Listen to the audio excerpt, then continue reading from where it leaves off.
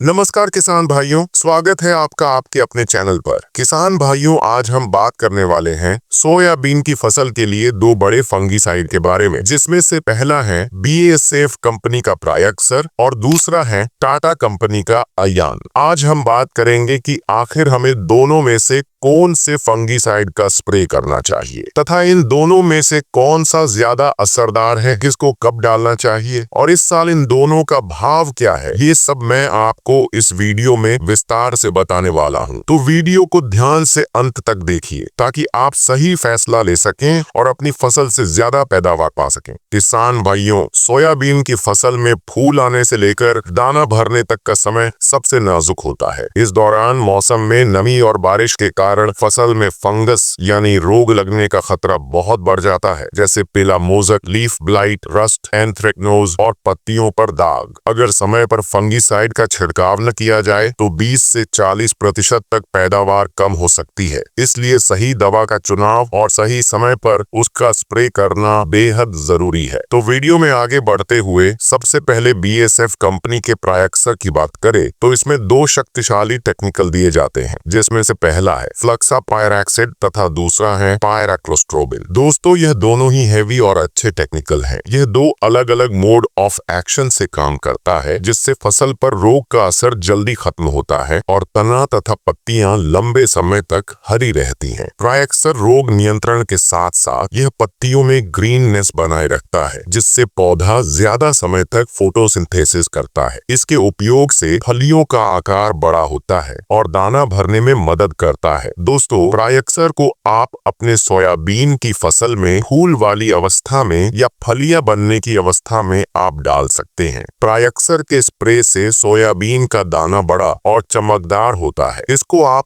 120 ml प्रति एकड़ की दर से स्प्रे करें, जिससे आपको अच्छे रिजल्ट मिलेंगे। वैसे तो प्रायक्सर बहुत अच्छा फंगीसाइड है, परंतु कई बार इसको लेट डालने पर इसमें यह समस्या आती है कि सोयाबीन की फलियां तो सूख जाती है परंतु पौधा हरा ही रह जाता है। लेकिन यह समस्या आपको टाटा अयान में देखने को नहीं मिलती। अब बात करते हैं टाटा कंपनी के अयान के बारे में। तो इसमें भी दो हैवी टेक्निकल दिए जाते हैं, जिसमें से पहला है क्रिसॉक्सिम मिथाइल और दूसरा है हेक्साकोनाजोल। ये टेक्निकल सिस्टमिक और कॉन्टैक्ट दोनों तरह से फंगीसाइड का काम करते हैं। ये फसल में फैल चुके फंगस को भी रोकता है और नए रोग लगने से भी बचाता है। दोस्तों, टाटा अयान पौधे की पत्तियों और डंठल दोनों पर असर करता है तथा इसका जल्दी असर दिखाता है और पत्तियों का रंग चमकीला बनाए रखता है। इसी के साथ में यह फूल और फलियों को गिरने से रोकने में मदद करता है। इसकी एक खासियत यह है कि इसमें पौधे की फलियां और पौधा दोनों एक साथ ही सूखते हैं। इसका 200 ग्राम प्रति एकड़ का डोज रहता है। इसका स्प्रे